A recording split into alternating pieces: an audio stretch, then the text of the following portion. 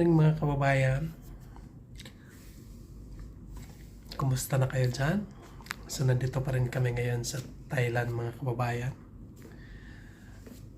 Mamayang alas 10 ay bababa na kami. At pupunta na kami ng airport mga kababayan. So goodbye na, no? Goodbye Thailand. Babalik naman po tayo ng Pilipinas mga kababayan. So, sobrang happy ako mga kababayan nga napasama ako dito sa Thailand.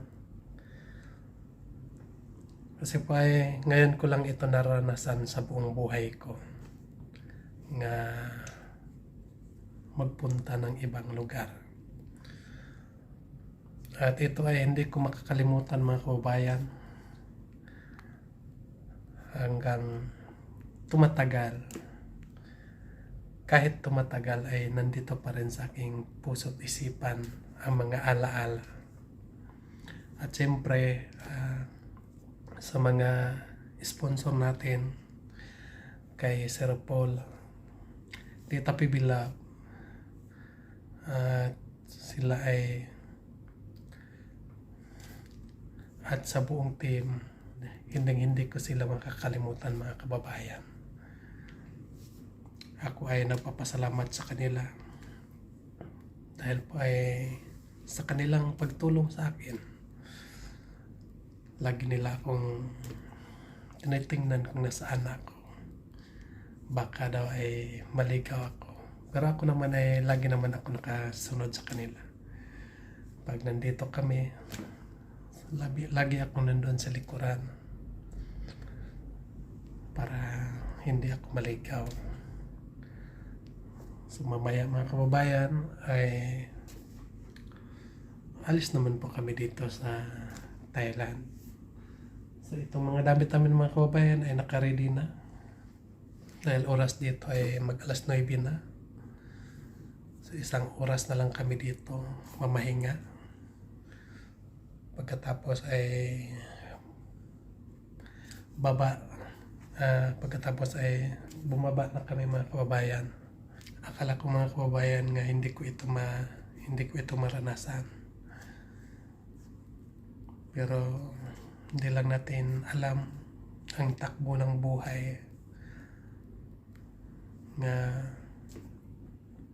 makaranas tayo ng ganito. Kaya pala ay habang may buhay pa, may pag-asa pa. So kailangan lang natin nga magsikap. Hindi lang tayo titigil sa lahat natin mga gawain.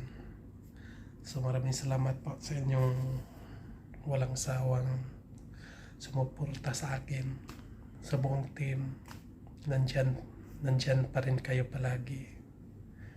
Laging nagasubaybay. Salamat kayo mga kababayan.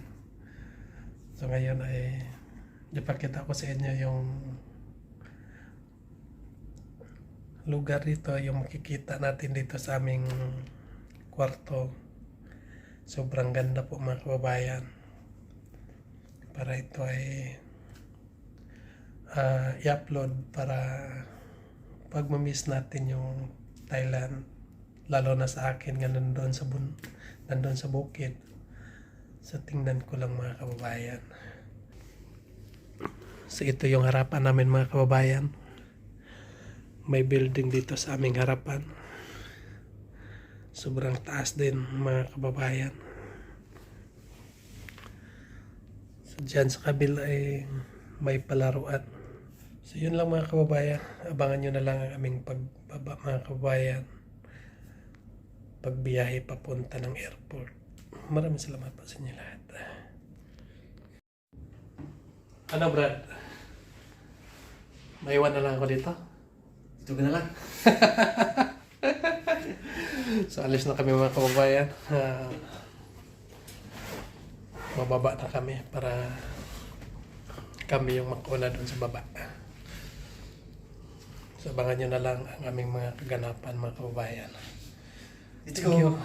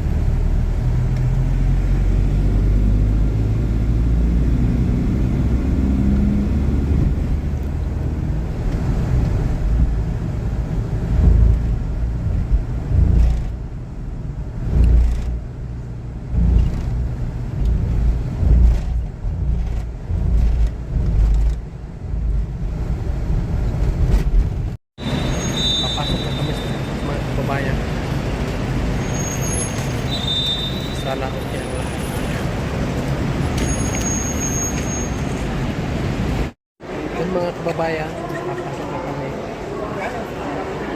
Magantay na lang kami ng oras dito. So, dito na kami mga kababayan. Pero, maganda tingnan dito. Pakita ko lang sa inyo. May street at mga kababayan. Sobrang ganda. Dito. Same direction. May bitin mga kababayan. May banakon.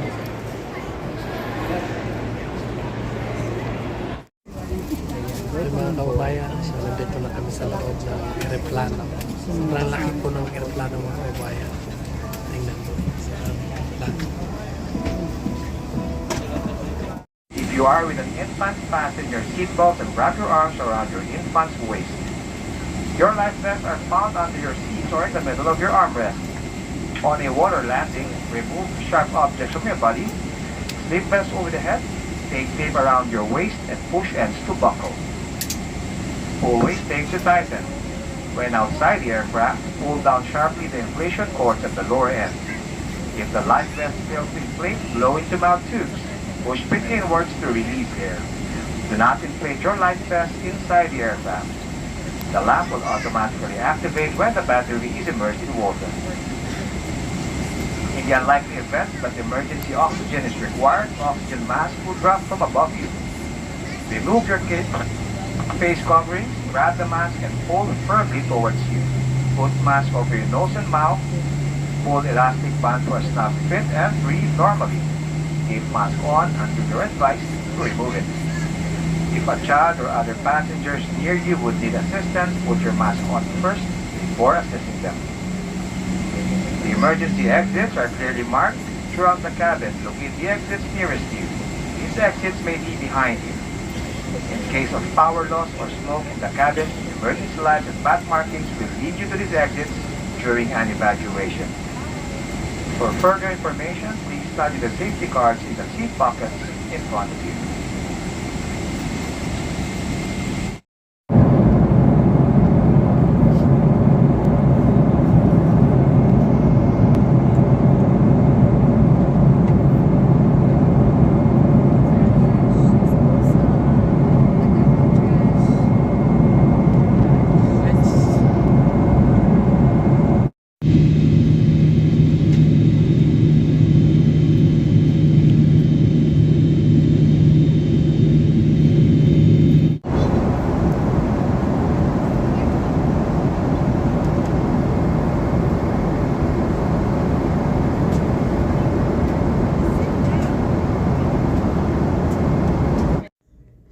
Nandito na kami sa Manila mga kababayan.